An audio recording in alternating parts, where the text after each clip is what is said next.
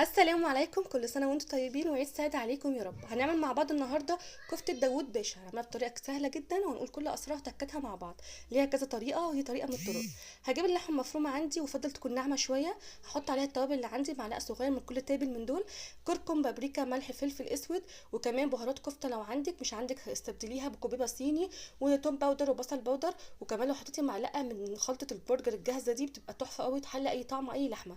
هجيب بعد كده بايركس عندي، احطه على النار، معلقه زيت واحده بس. بعد ما اشكل طبعا شكل كرات بالشكل دوت، بيبقى افضل شكل ليها الكرات. وبعد كده هبدا احطها لحد ما تتشمع من تحت، مش هقلب كتير لحد ما تتشمع معايا. وبعد كده هفضل اقلبها عشان ما تفكش منك. بكون في الوقت دوت سلقه حوالي 6 7 بطاطسيات حسب الكميه بتاعه اللحمه. واول ما تسلق بس نص سلقه هقطعها مكعبات، وبعد كده هحطها مع الكفته عندي.